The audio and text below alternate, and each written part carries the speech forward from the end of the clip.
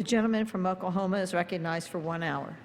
Madam Speaker, for the purpose of debate only, I yield the customary 30 minutes to my friend, the gentleman from Colorado, Mr. Polis, pending which I yield myself such time as I may consume.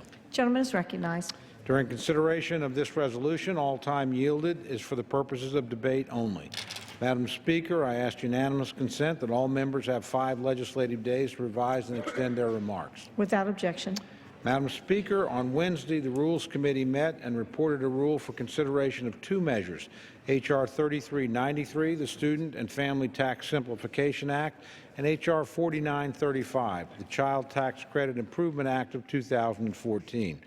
The resolution provides a closed rule for consideration of these 2 measures, as is customary with tax legislation.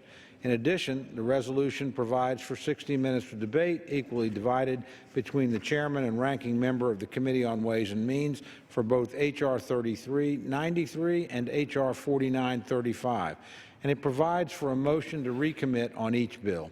Finally, Madam Speaker, the rule combines both H.R. 3393 and H.R. 4935 before sending it to the other body. Madam Speaker, with tuition prices continuing to climb, more Americans are struggling to plan for and afford higher education. Today's broken tax code makes it even harder to pay for college, with 15 complicated, overlapping education provisions that take the IRS 90 pages to explain. We need to simplify education tax benefits so families can actually use them. And we need to get our economy back on track so students and families are earning enough to afford a good education. H.R. 3393 takes a good first step. It consolidates 4 current tax benefits for higher education: the American Opportunity Tax Credit, the Hope Scholarship Credit, the Lifetime Learning Credit, and the college tuition deduction into a new, simplified, and most importantly, permanent tax credit. In addition, H.R. 3393 also includes strong anti-fraud provisions requiring taxpayers to include on their tax return the name and taxpayer identification number of the student and the employer identification number of the applicable higher education institution. In addition, this rule provides for consideration of H.R. 4933, which modernizes and improves the child tax credit.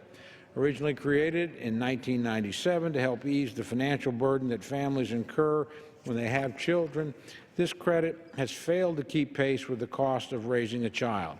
Initially, it provided a maximum credit of $400 per child.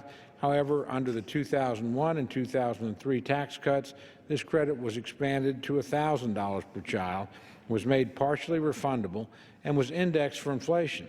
Unfortunately, some of these good changes expired in 2010. I would note for my colleagues that even with these increases since 1960, the cost of raising a child has increased by approximately 4.4% a year. H.R. 4933 would index the child tax credit for inflation, eliminate the marriage penalty, and would require an individual to include their Social Security numbers on their tax return to claim the refundable portion of the child tax credit.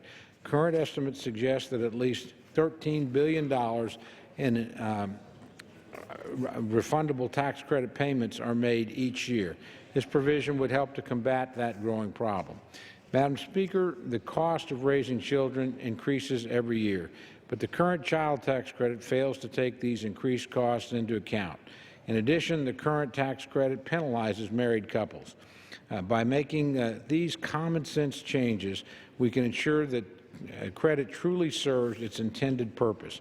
Madam Speaker, I encourage my colleagues to support the rule and the underlying legislation, which continues our targeted approach to updating, improving, and modernizing the tax code.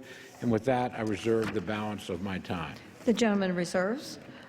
The gentleman from Colorado.